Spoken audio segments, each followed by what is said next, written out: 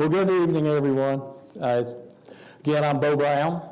As Mary said, I started collecting early. I started at 12 years old when my grandfather gifted me some things. Through the years, I've collected about anything that you can collect from Southern Railway. Through the years, and I'll just tell the story of how this came about to start with, and then I can go on and do the program. For years, how many of you have ever heard of a Southern hostess? Northern Pacific hostess, Santa Fe had hostesses. I think that's probably the Great Northern may have, I can't remember. But this was a short-lived program. And through the years, I had seen where there were hostesses. They were advertised on memorabilia. You know, these are route cards and matchbook covers and whatnot. But very little was known about them. So in 2008, Brenda worked for the City of Travelers Rest. Gentleman came in and he was talking to her. He had on a Southern Railway hat. Brenda asked him, did he work for the railroad? He said, no, I didn't. My wife did. And so typically when ladies worked for the railroad, they were clerks. They worked in the offices. I mean, a lot of them were station agents and whatnot. And she asked, what did she do? And out comes, she was an on-train hostess. Brenda said, are you going to be at home tonight? Because I know my husband's going to be calling your wife. So Brenda called me and she said, you're never going to believe this. I said, what? She said, you know, Mr. Garrett. I said, I do. She said, his wife was a hostess. And I said, seriously? I said, cool. I said, you got his number? So we called her. We talked to her. By this time, she's in her 80s. She's had a stroke. So over about a 3-month period, I interviewed her and re-interviewed her, and I'd make questions, and she'd answer the questions, write them down, and talk. And so this is where this program came from. And this is an overview of the program and of how she was involved with the program. So it's a little bit of both. So that's how it came about. It was a program that didn't last long, as I said, but what they did, and again, this is railroad. I love the railroad. What they did was amazing. As we go into it, I'll talk more on it. So anyway, Reflections of a Southern Hostess. The reflections are from Myra Garrett. She was Myra Donald's. And if you look at the hats here, this is one of the hostess hats. Very reminiscent of the naval hats from the period. But her name was Myra Donald. She became Donald Duck. It's because of Donald Duck at the time wore this during World War II, that hat. Oh. Yeah, she became Donald Duck.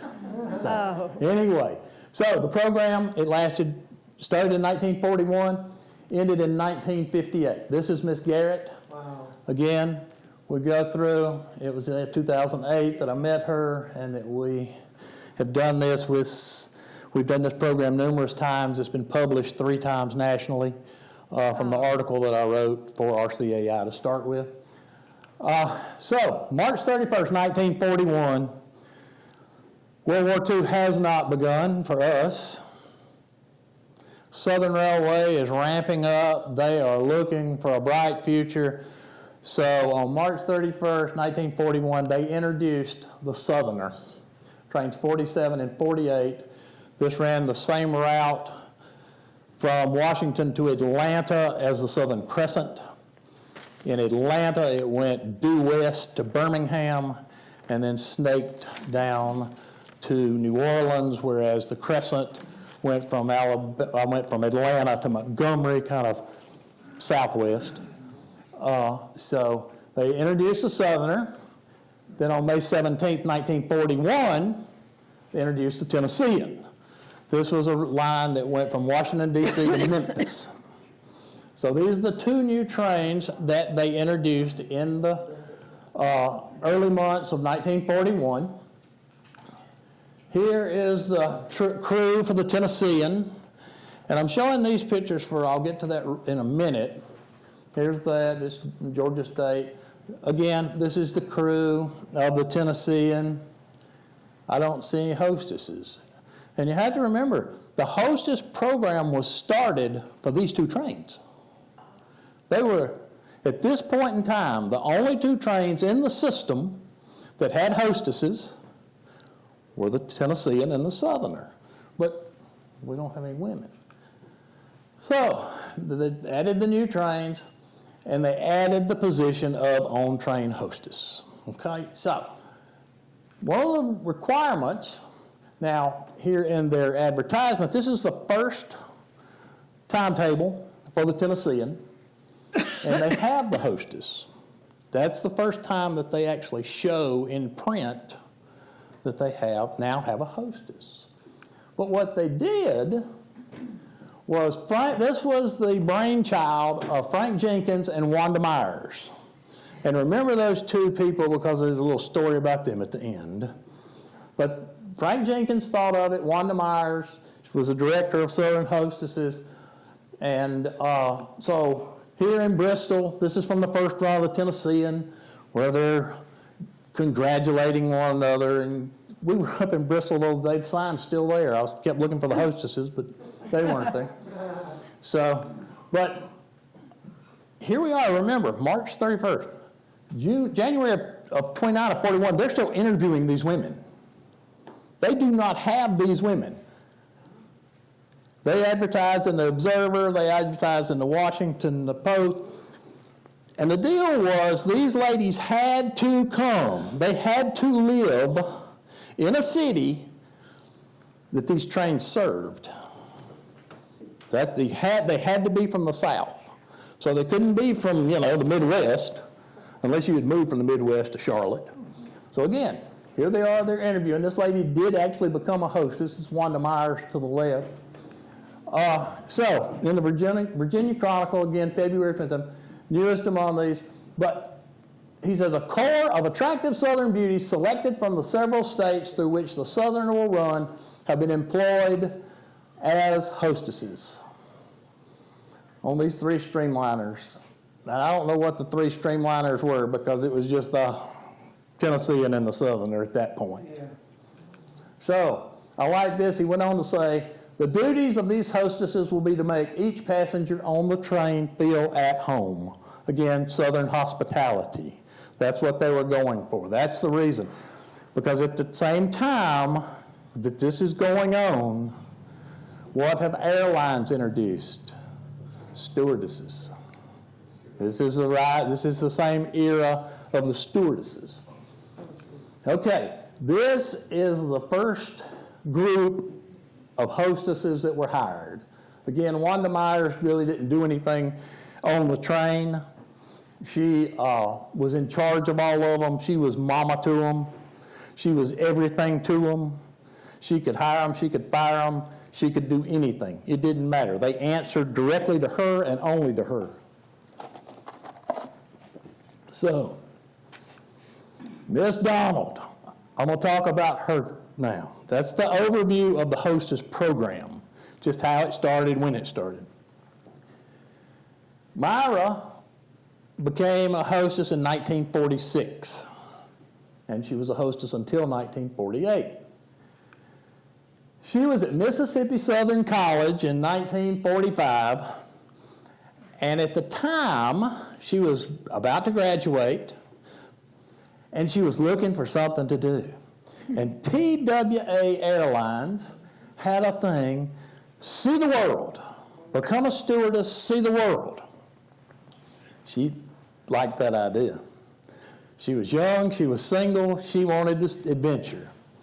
So, she goes home, or she actually gets selected. She does all the paperwork, interviews, gets selected. She goes home and tells Mama she's going to be a stewardess. Mama becomes deathly ill. Mama she couldn't stand the thoughts of her daughter being a stewardess. Planes, she could crash, she could die, and mother took to the bed. She was bedridden.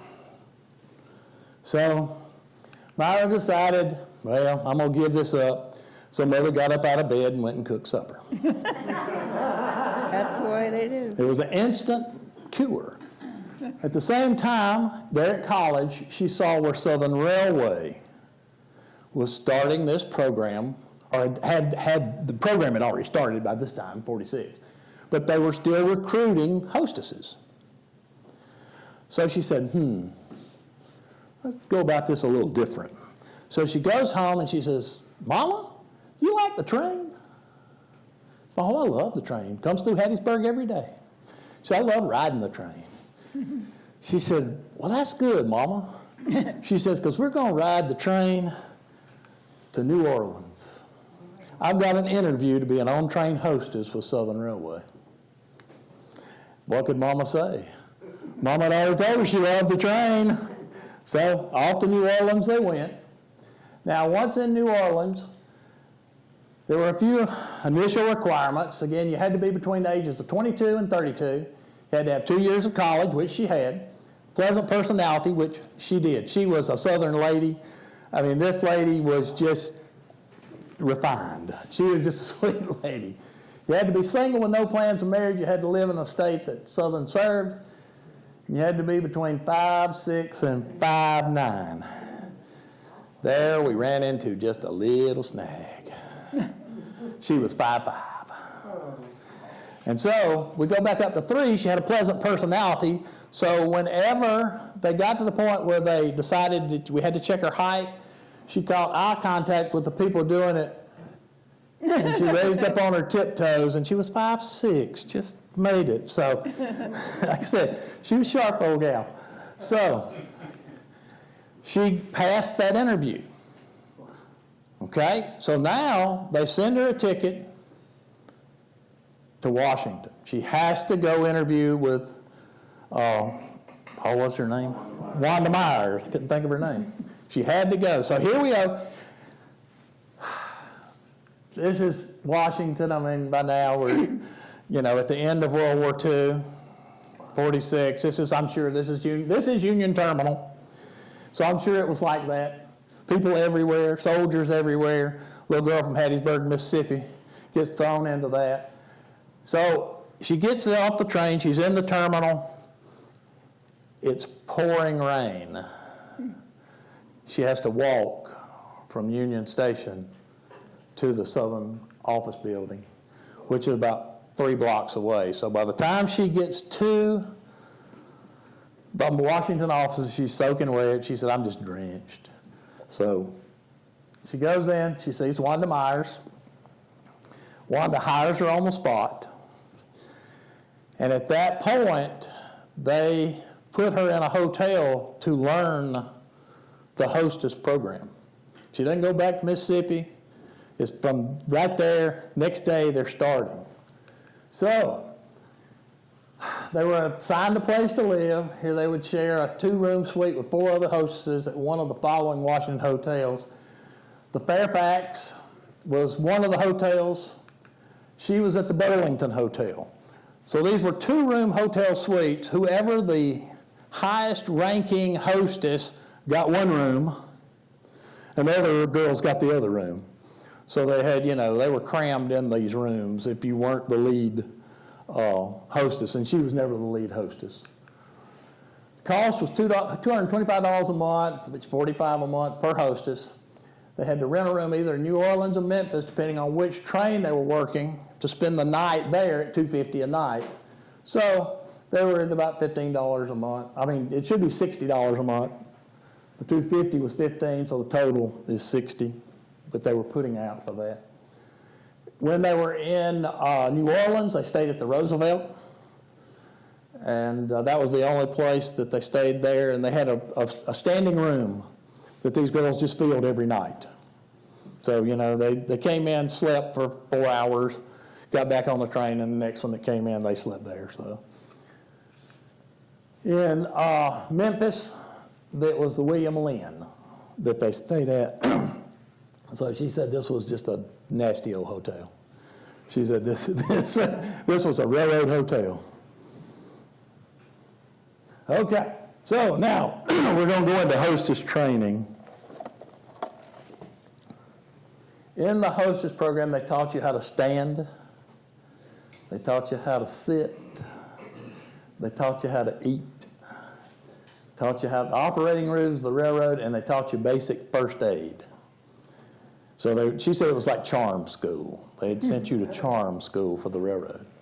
But the most important thing, now remember, all these girls are from the South, okay?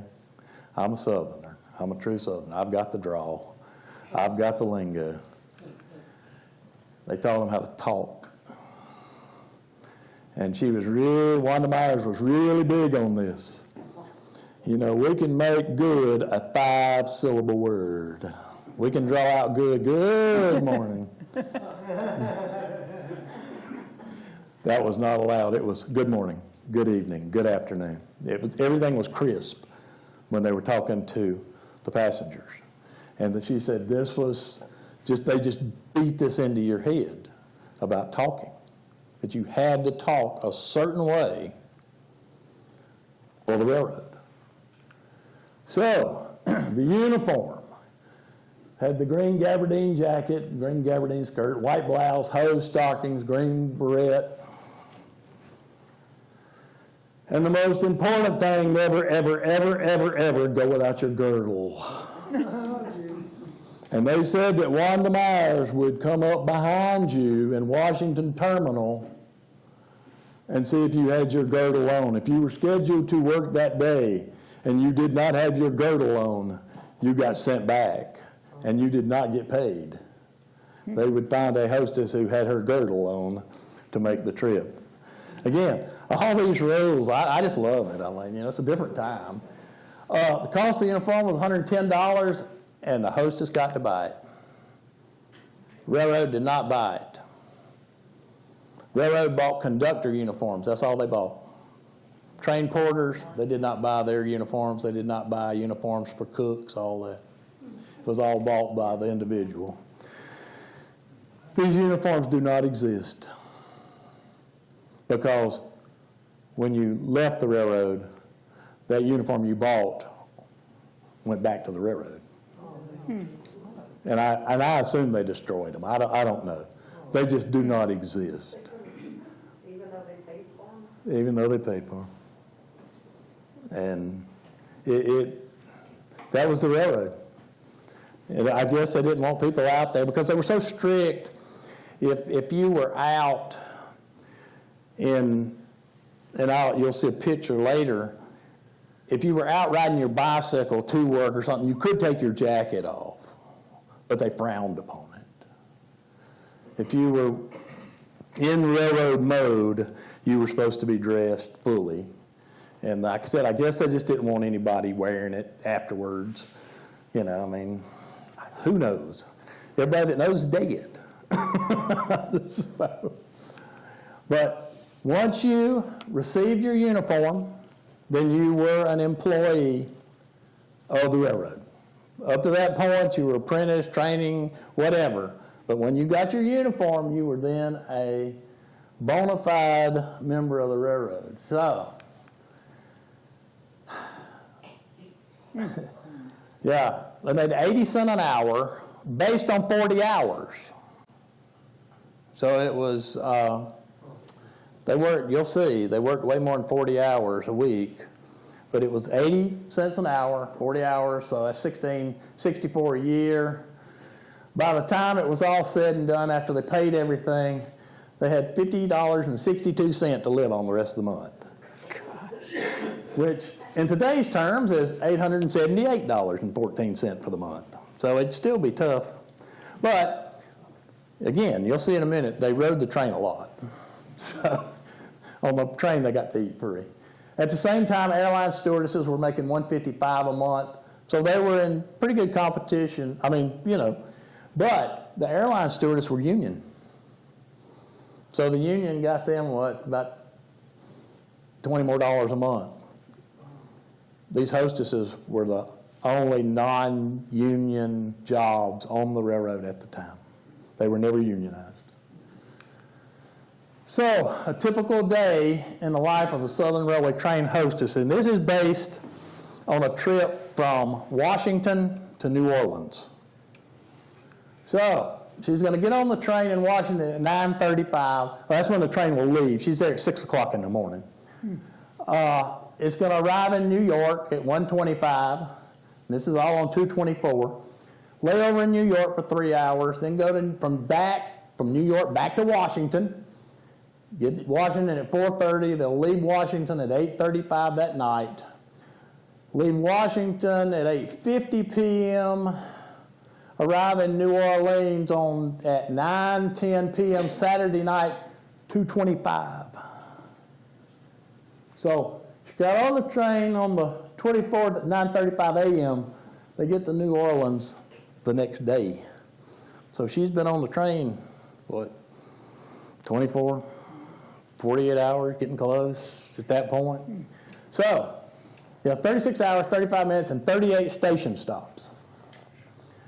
Once in New Orleans, she would go to the Roosevelt, spend the night. So we're getting off the train at 9, 10 at night. We'll probably get there at 11 o'clock to sleep. Got to be back at the Union Terminal at 6:30 in the morning. Getting about 5 hours sleep after being on a train for 36 hours. She would then leave New Orleans on the 26th and get back to Washington on the 27th. So, another 25 hours, 10 minutes, and 24 stops. Once she got back to Washington, she had to go to the main office of Southern and turn in a trip log she'd made during the entire trip. She had to list everybody that was on the train, all the crews. Now, these are, at this time, you're looking at probably at least 4 train crews that had this train. She's been on with 4 train crews, all porters and all. She had to list everybody that worked train, anything that happened on the train. If she gave a Band-Aid to somebody, an ass, whatever, somebody threw up, she had to list it. So everything that happened, she was responsible for on that train. So remember this ad? Personalized service from beginning to end. It'd make you think that all those people were there the whole time. The only person there the whole time was the hostess.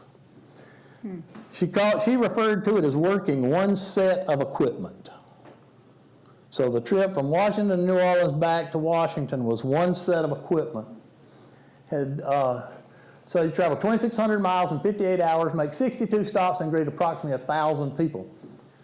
Every time they stopped, every station they stopped at, she came off the train and she greeted people up and down the concourse. I have some of these little things. They're little handouts, and they're route cards, and they show the route of the Southern, route of the Tennessean. She gave these to passengers, and it had a little information about the railroad in it.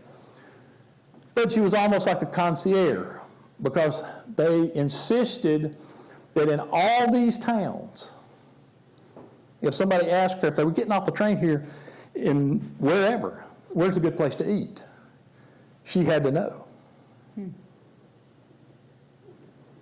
At 80 cents an hour. So again, everybody was unionized except the hostesses, and because they weren't unionized, they could work the entire trip. The unionized people couldn't. They had hours. I think at that time it was 12 hours that they could work. Back in the day, I think it's 8 now. They'll stop. If you're ever at a crossing, you see a train just stopped, and it just stays there for hours and hours on top of hours, they're waiting on another train crew. They ran out of time. Hostesses didn't run out of time. So, on the cars, this is Wanda Meyer's publicity photo with Washington in the background. If you see the window curtains, the window shades, at night, again, remember, every station that we stop at, we're having to get off the train. But before we get off the train, we have to make sure those window blinds at night are halfway down on both sides. Again, just a rule of the railroad. She said, have you ever tried getting all these shades down when you have a bunch of screaming kids on there? Because you pull them down, they pull them up. So they were also responsible for the train pillow service. Yeah, 35 cents you could rent you got your reserved seat, but if you wanted a pillow, it was 35 cents extra. They were responsible for giving the pillow out, but they weren't responsible for taking the money. The conductor was responsible for taking the money. So the conductor would take the money and then tell them, seat 2-3, whatever, 2B, they need a pillow. And it was their responsibility at the end of the train, end of the ride, to get those pillows back, or that, $58 gets docked for whatever was stolen. So they were responsible for all of that. This is one of the route cards. Shows each stop that they'll stay. This is Miss Donald here on the Southerner. This is some of the few collectibles from the hostess era. They just didn't do a lot. Didn't have a lot. This is Miss Bacon. She was on the Tennessean. And they would give out this, again, this is a route folder that they would give out that didn't have their name on it. They were responsible. Yeah. Miss Garrett said she almost delivered a baby.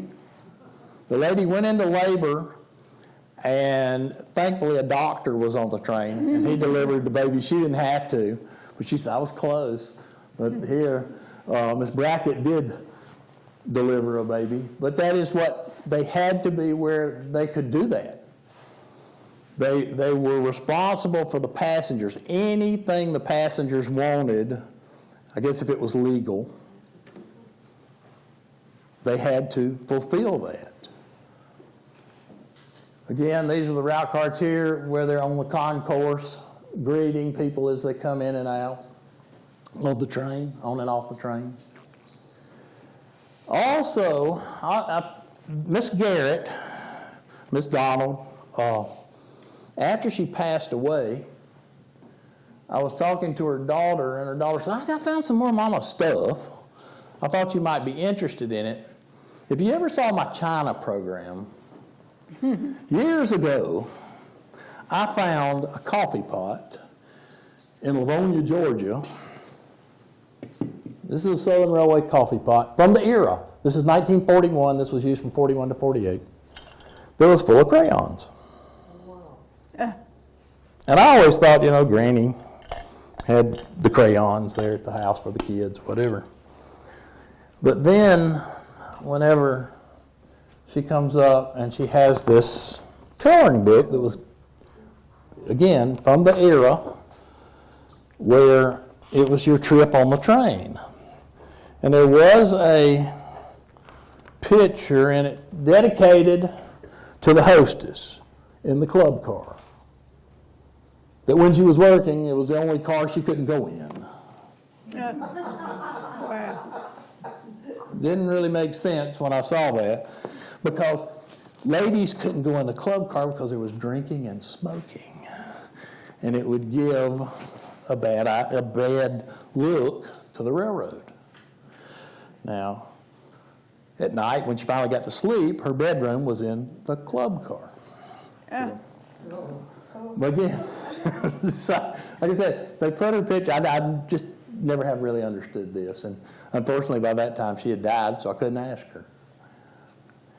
Here's some more of the things. They're here, matchbook covers. And again, they're putting these ladies on matchbook covers, but they couldn't go in the car where they were smoking. So, there's a lot of contradictions here of what they expected these ladies to do, and yet how they were advertising them. So it's an interesting thing. Again, has this thing got a pointer on it? But anyway, here's the hostess's bedroom right here. And again, this is in the club car, tavern car. So, Right behind the bar. yeah, right behind the bar. The rooms were roomettes of this nature, and they would take on cars as the trip progressed, and most of them they took on in the middle of the night. And with the hostess, you had to be on the floor or on the car, in the car at 6 a.m. You could go to your bedroom at 10 p.m. You had to be on the, available from 6 to 10. After 10, the porters could still come get you, and the only difference was that you could actually go on the train and be seen by somebody without your jacket on. The rest of the time, your jacket always had to be on, but at that point, you didn't have to wear your jacket, so they gave them a break there. But she said they'd take on these cars, and this one is not really the setup. The room was this setup. And if you've ever been on a train when they take on cars, there's no slack. I mean, man, they ram them. And she said she'd get knocked out of bed all the time. She said I'd be sound asleep, and they'd take on a car and just knock it out into the floor. So it was kind of an interesting life, I think. You thought being a principal was tough. In her uniform. You thought Do what? being a principal was In tough. her uniform. In her uniform, that's right. I mean, you basically slept in it, I would think. I bet you slept in that girdle. So, again, here's the observation car, and right behind that picture would be her room. So, they did the company shot, but like I said, in those cars, they weren't allowed. So, riding with royalty, during Miss Donald's time with the railroad, Smelled high.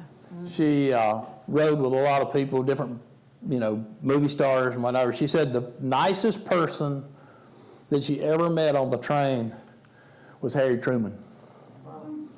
And she said that Harry Truman, his wife, always rode with him wherever they went, because they would put on the presidential private car. And his wife was always riding with him. And she met him on one of the trips. And any time that he put on his car in Washington, or if he was going back to Washington from New Orleans, he would ask if she was working. And if she was working, she went back and ate with the president. Him and his wife. They just had a nice, friendship, and that she got to ride. She said, I loved it when he drove. She said, I didn't have to work that day. She said, because there was nobody going to turn down the president. She said, I could go back there, take my jacket off, and eat and have a good time. So, there he is again. That's Harry. Another person she said was really nice that she met was the Shah of Iran. She said, because of course in the 40s he was still in power. And she said that his entourage would take over a whole car. And that a lot of times whenever his car was on the train, it was basically the only car she worked.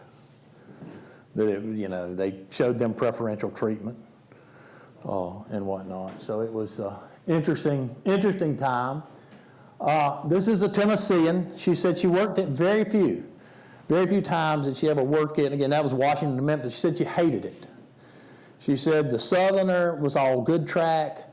She said that when they put together the Tennessean, that it was just track cobbled together. It was Norfolk and Western and Southern and that too. But it was just crummy track. Yeah, jointed rail, so dun, dun, dun, dun, dun, dun, dun, dun, dun, dun, as opposed to welded rail, where it's smooth. And she said she was on the Tennessean one day, and these are balance springs right here on the cars. And she said she was sitting, she had finally back eating lunch, and she said all of a sudden the balance spring breaks on that car. And she said the car just started doing this. She said, and they had already set the tables for dinner. She said, there was stuff flying at you from all directions. She said, coffee pots and silverware and all kind of stuff. And when she told me that, again, I'm a big dining car guy. I love the dining car stuff. And I'm thinking, yeah, that's how they got that big old dent in it, I always thought they used it as a hammer, but no, that thing hitting up. So she said but she hated the Tennessee, and she said she was on it one day, and they hit a car. And she said, I ran out, and she said, I chased down she said, because the car pulled across, got hit, the driver jumped out, was running. She said, I chased him down. and held him for the police. So, yeah, this lady, she was a mess. She was fun. Lake Pontchartrain, the Southerner crossed Lake Pontchartrain. So does the Crescent. Crescent, this still crosses it today, the Amtrak version. So now, look at how we are. I think we're going across it at 5 miles an hour back then. We're just poking across it. She said on Lake Pontchartrain in storms, she said the waves would hit the windows. She said it was like an ocean, just rolling. She said you hated Pontchartrain in a storm because you didn't know if it was going to knock train off. I mean, you know, because you got here, this is where one of the hurricanes, can't remember which one, but the bridge that's on it, it took it off its mooring. So, I mean, they were shut down for, yeah. So, like I said, that's what, unfortunately, I think after last year, we all know what water will do. That we never really thought of before. So, yeah, she said she hated Lake Pontchartrain. Here's the Crescent going across it. I just wanted you to see it in color. I'm not mistaken, that bridge is almost 7 miles long. Yeah, at 5 miles an hour. So, we get to 1951. The Southerner and the Tennessean, they do a cake for them. They throw a big bash. They write a big letter. I've got the letters and stuff at home where they announce this, you know, we're a month later, hostess program was discontinued on both the Southerner and the Tennessean. See, they had it for both. Hostess was just right there in the mix of it, but at that point, they have done away with that on those two trains. At that point, 1951, they take the hostess program and they move it to the Royal Palm. At this point, they give them more duty. Oh my God. Yeah, more.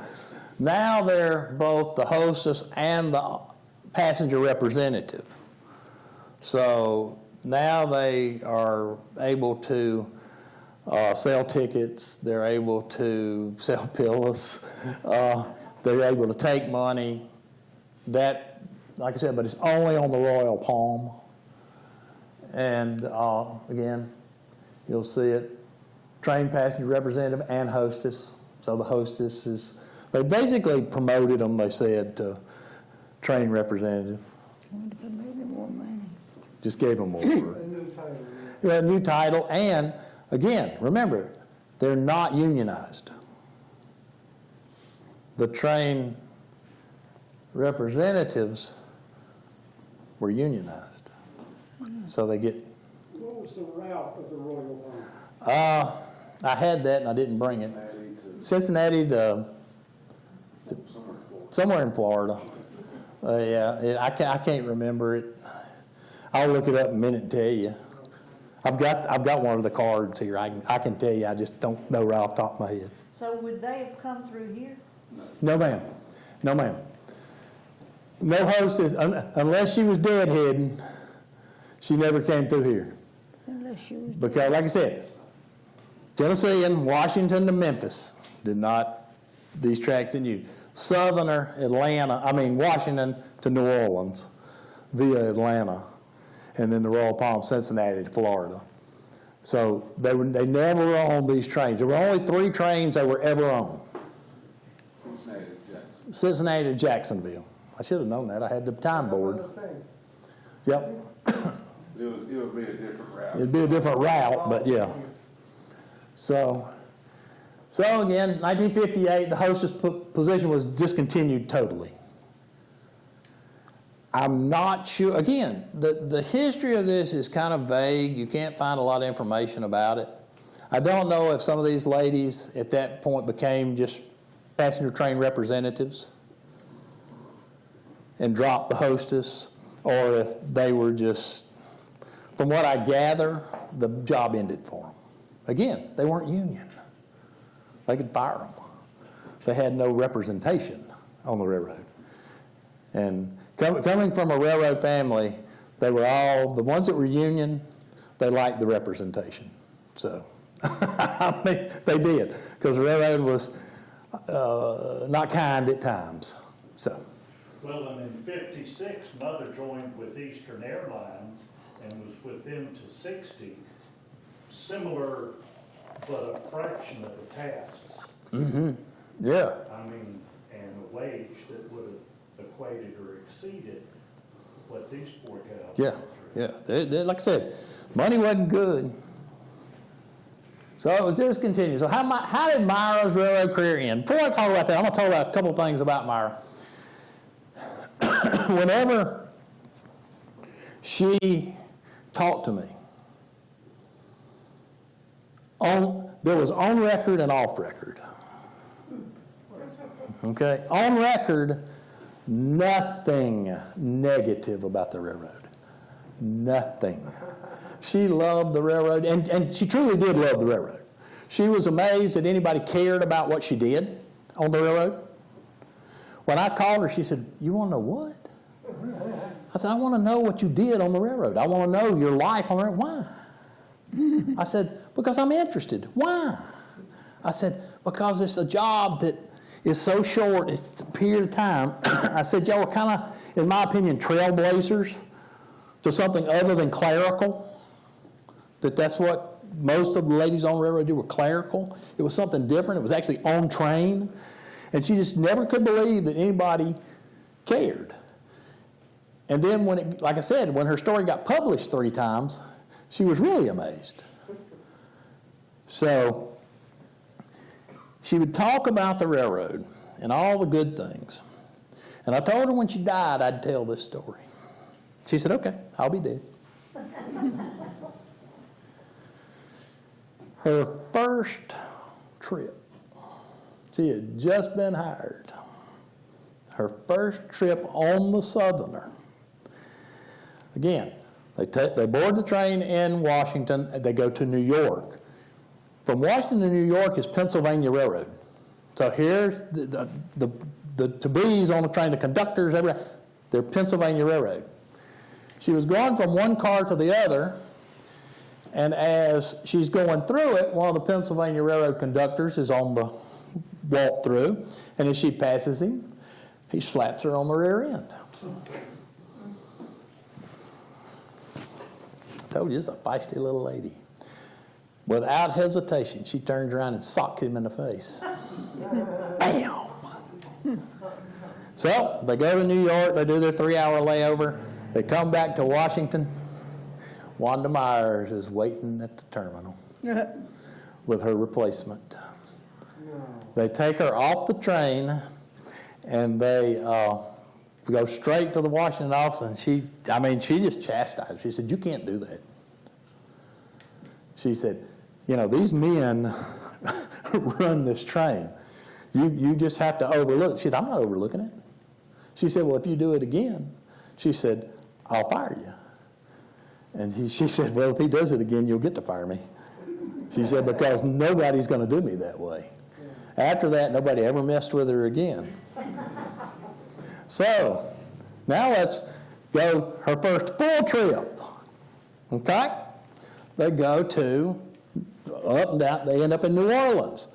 They're getting, what's it, 10 o'clock, 11 o'clock at night, they're in New Orleans, they're all hungry. Well, the passenger train representatives suggest this place to go eat.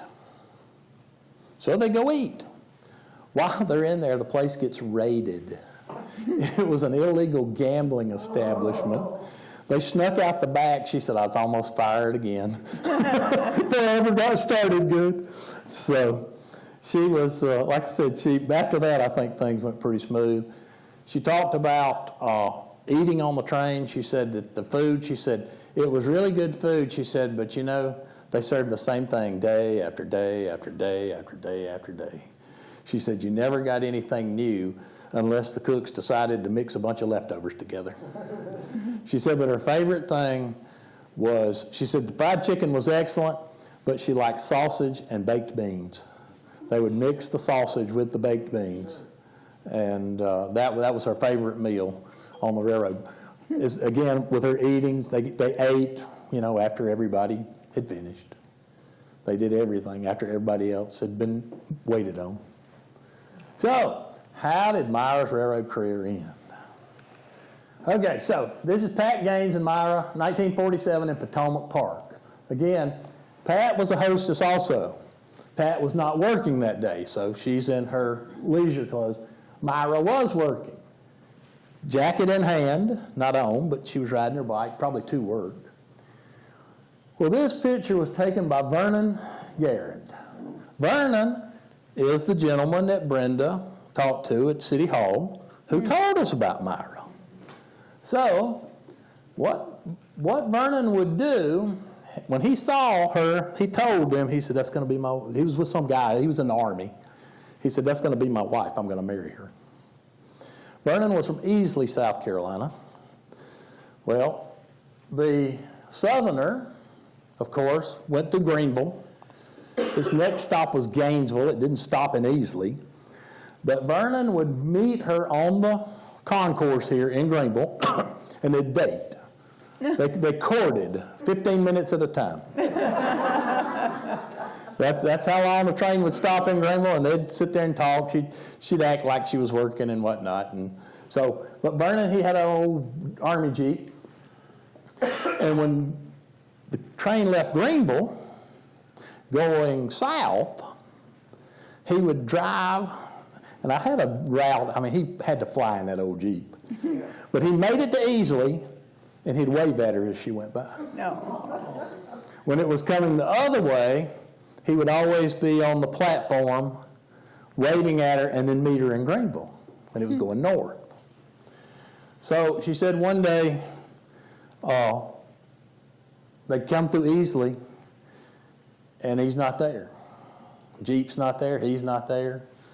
And she said she was worried about him. So she gets to Greenville, and where you park in Greenville, you could see cars before you could actually see people down on this lower end. So, no Jeep. But he's there on the platform, and he proposes to her on the platform in Greenville. He sold the Jeep to buy the wedding ring. So, that's really the Jeep and the ring are there. So, she worked, I don't know, about 8 more months after he proposed, and they still courted. He'd go to Washington every now and then, take the train to Washington. She probably got him a pass, if it be known. But they got married, and after they got married, they moved to Travelers Rest, South Carolina. That's where we're from. And they opened up Skyway Mobile Homes. Well, mobile homes not in the sense of we think of mobile homes now. It was Skyway Mobile Homes. He was an Airstream dealer. Oh. He had a big Airstream dealership there, and if you know anything about Travelers Rest if you go up Highway 8, there's an Airstream park. So there was a big Airstream presence in the area up in the mountain there. So they got married and lived actually in the one of the Airstreams there on the thing for a long time. In later years, she was telling a story about a garden club, and she said, we lived in that mobile home there, that Airstream. She said, I got tired of it. She said, so for Christmas, when Vernon opened his present, it was a door knocker. And he said, what's the door knocker for? She said, that home you're going to build me. She said, I'm tired of living in the mobile home park. So, But yet she ended up, like I said, she worked from 46 to 48 with the railroad. I figured it out that she traveled somewhere around 500,000 miles in her 2 years with the railroad. That she ate after everyone else. She slept when she could and made less money than anyone else on the train. But when she talked about it with me, she loved the railroad. She loved it. And it was just something that she wanted to fly. She really wanted to be a stewardess. But she said in the end, she said, I think I had more fun on the train. She said, I met a lot of great people. And like I said, she met a lot of movie stars and whatnot. And so this is her young, and this is her. She died in 2017.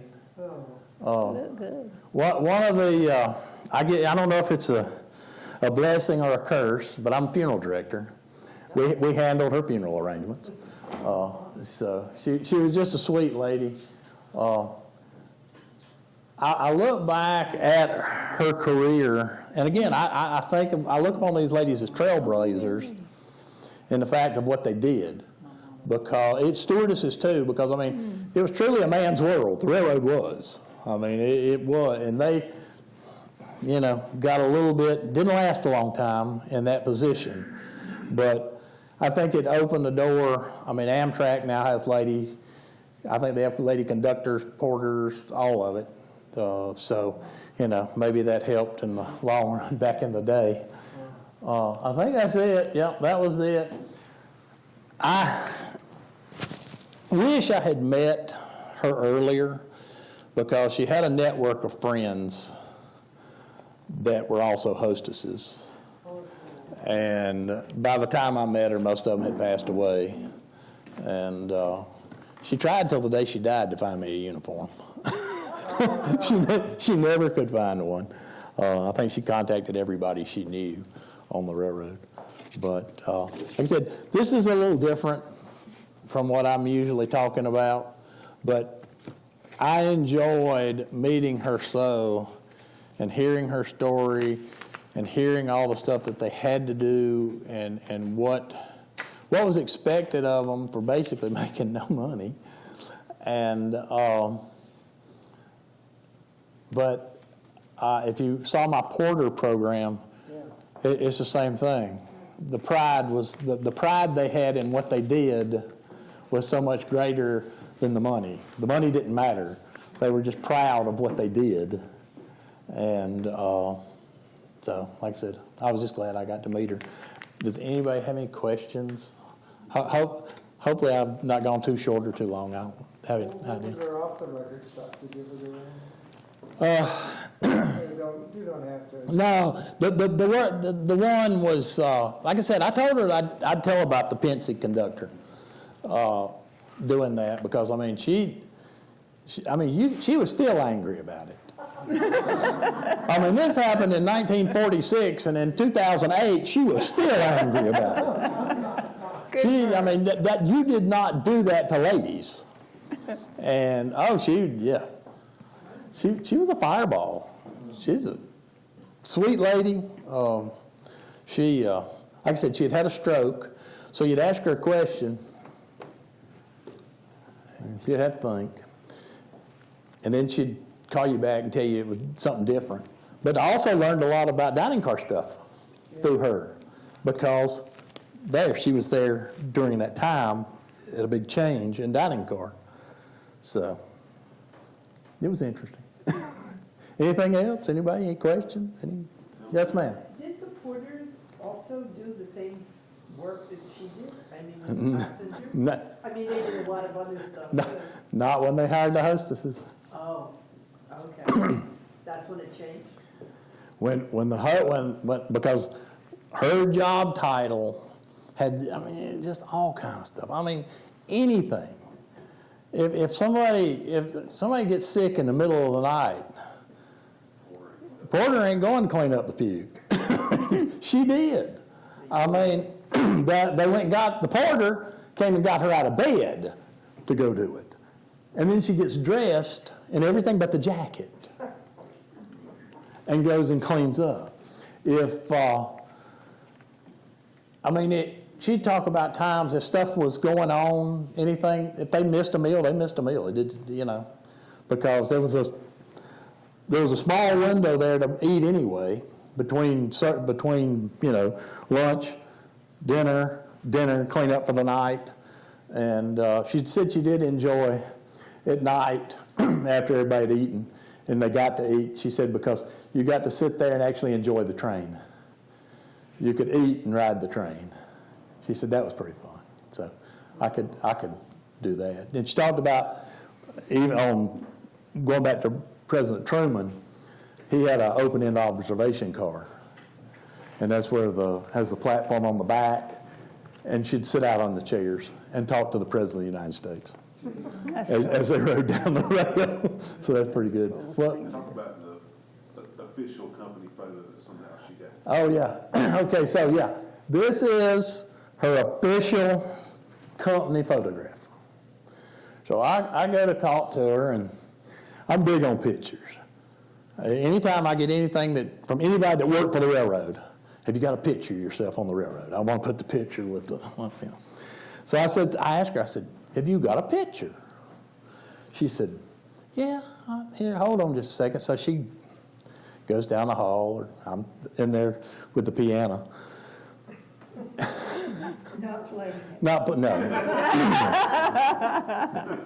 No musical talent. And she comes back up the hall with her official railroad photograph.